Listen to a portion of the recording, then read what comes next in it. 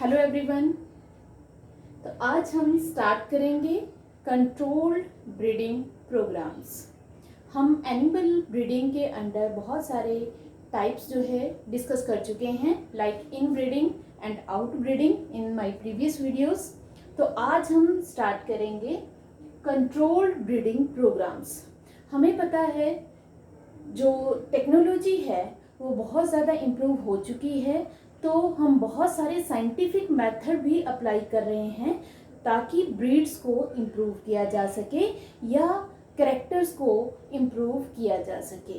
Quality wise भी improve करना है, क्वांटिटी वाइज भी इम्प्रूव करना है, तो हम नए नए साइंटिफिक मेथड्स की हेल्प से उनको इम्प्रूव कर सकते हैं। तो स्टार्ट करते हैं कंट्रोल्ड ब्रीडिंग प्रोग्राम्स। नाम से ही पता चल रहा है controlled breeding, it means they are controlled artificially, they are controlled by human beings, that is controlled breeding programs. So these programs include scientific approach to improve breeds. ये एक scientific approach है जिससे हम ब्रीड को improve कर सकते हैं। तो इसके अंदर दो मेथड आते हैं। First one is artificial AI, that is and MOET। What is AI? That is artificial insemination. And second one is MOET, that is multiple ovulation embryo transfer technology.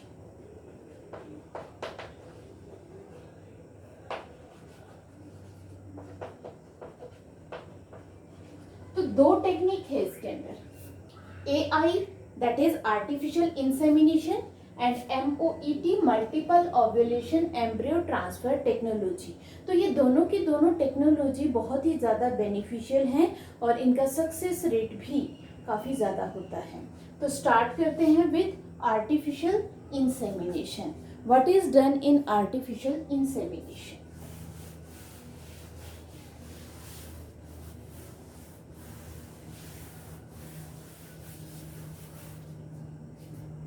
सबसे पहले बात करते हैं AI, that is artificial insemination. Obviously ये topic आपका human reproduction में भी ये आता है। आर्टिफिशियल इंसेमिनेशन क्या है? इसमें क्या किया जाता है? Semen of a superior bull is stored. इसमें क्या किया जाता है? पहले तो जो सुपीरियर बुल है उसका जो सेमन है, what is semen? Seminal plasma and sperms. We know that what is seminal plasma, that is it is the secretion of accessory glands और with sperms it is known as semen. तो semen को यहाँ पे जो भी superior bull होगा, superior bull mean जिसकी desired characteristics हैं, जिसमें या जिसकी प्रोजेनी बहुत ही सुपीरियर होती है, उसको हम सुपीरियर बुल कहते हैं, या स्ट्रॉन्ग प्रोजेनी होती है। तो उसके जो सेमन है उसको स्टोर कर लिया जाता है and it is injected into reproductive tract of female animal so that fertilization can happen। तो यहाँ पे इंजेक्टेड किया जाता है सेमन को जो है into the reproductive tract of female. तो वहाँ से क्या होगा? फर्टिलाइजेशन के चांसेस जो है बढ़ जाते हैं। तो इसके बेनिफिट क्या क्या हैं? इस मेथड के सबसे बड़े बेनिफिट क्या है? सबसे बड़ा बेनिफिट है लॉन्ग टाइम स्टोरेज। जो सेमन है उसको काफ़ी लॉन्ग टाइम के लिए स्टोर किया जाता है in low temperature conditions. Second, semen can be used for many female, यहाँ पे बहुत सारी फीमेल्स के लिए जो है सीमन का यूज किया जा सकता है।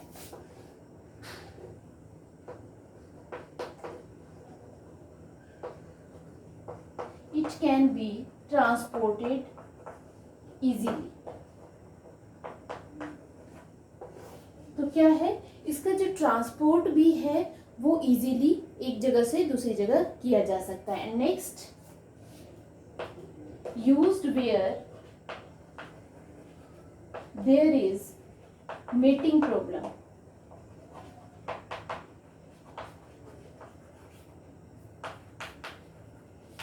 तो क्या है, जहां जहां पे किसी भी फीमेल कैटल के साथ मीटिंग प्रॉब्लम होती है तो वहां पे इसका यूज किया जा सकता है। तो हालांकि तो सक्सेस रेट इसका ठीक है, लेकिन बहुत ही ज़्यादा अच्छा सक्सेस रेट इसका नहीं माना जाता है। तो इसीलिए एक और नई टेक्नोलॉजी हमारे पास है जिसका सक्सेस रेट बहुत ज़्यादा है, दैट इज़ MOET। तो let's start with the next technique, MOET।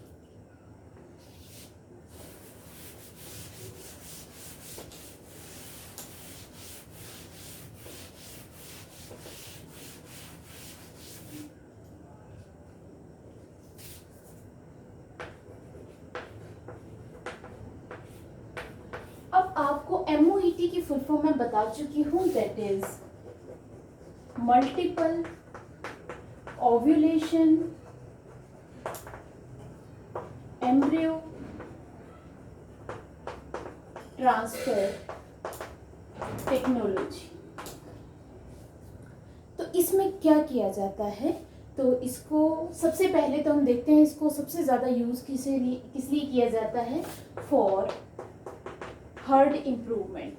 पूरे के पूरे हर्ड को, उसकी कैरेक्टरिस्टिक्स को इम्प्रूव करने के लिए इसका यूज़ सबसे ज़्यादा किया जाता है, ताकि एक पूरा के पूरे हर्ड की कैरेक्टरिस्टिक्स को इम्प्रूव किया जा सके। तो स्टेप्स क्या हैं, मैं आपको ये सारे स्टेप्स डायग्रामेटिकली बताऊंगी ताकि आप उसको बहुत ईजीली समझ पाएंगे। तो सबसे पहले हम क्या करेंगे, यहाँ पे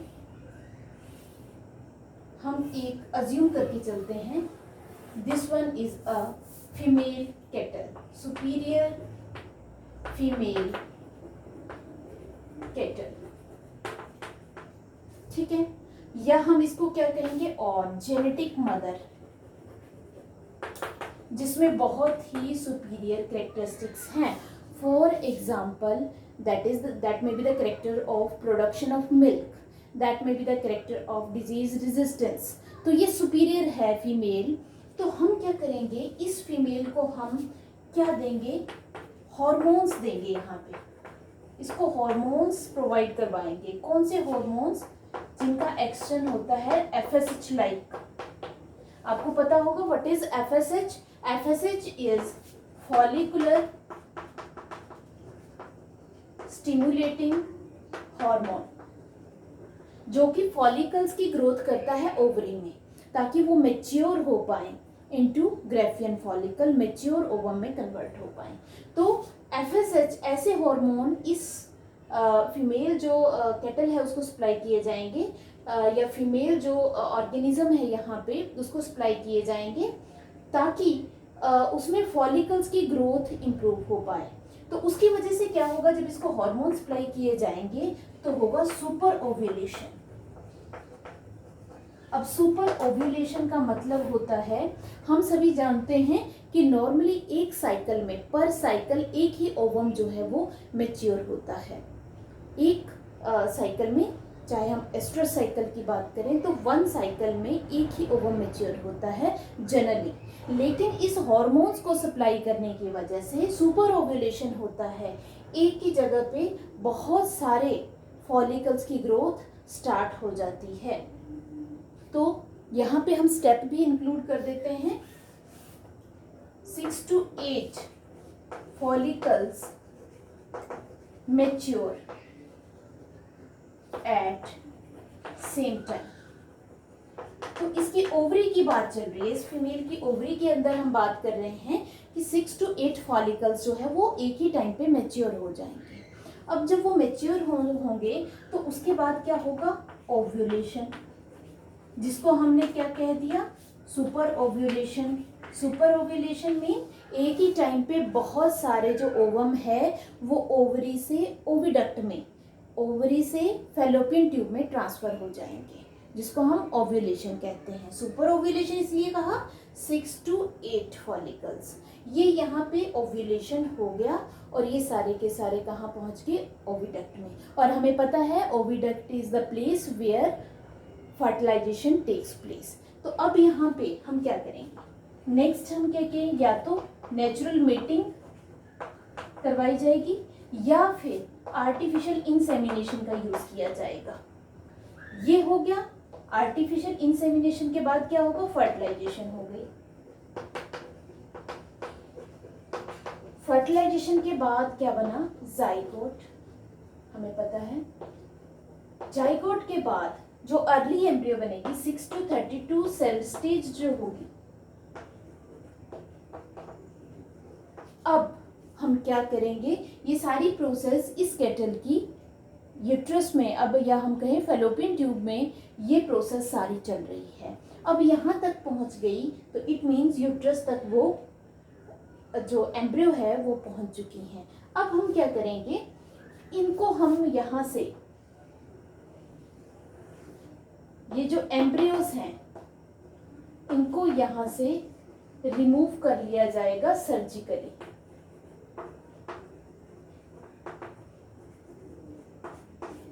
इनको रिमूव कर लिया है सर्जिकली, उसमें से जेनेटिक मदर में से, फिर इनको हम ट्रांसफर।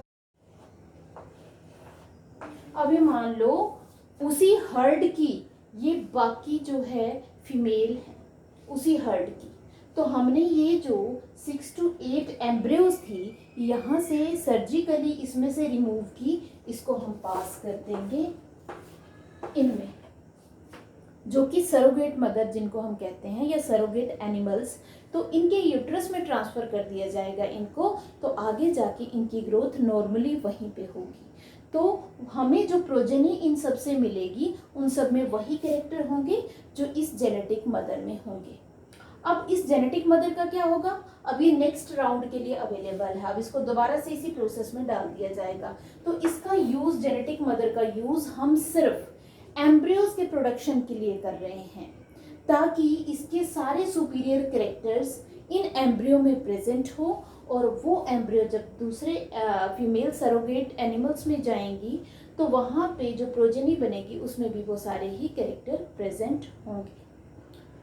तो इसका मतलब एक genetic mother 6 to 8 surrogate mothers में अपने कैरेक्टर्स उनकी प्रोजेनी में ट्रांसफ़र कर रही है। तो पूरा का पूरा जो हर्ड है, ग्रुप ऑफ एनिमल्स है, उनके कैरेक्टरिस्टिक्स बहुत ही जल्दी इम्प्रूव हो जाएंगे। अब यहाँ पे किन किन केटल्स के लिए इनका यूज़ किया जाता है वो हम देख लेते हैं। तो बहुत सारे ऐसे केटल्स हैं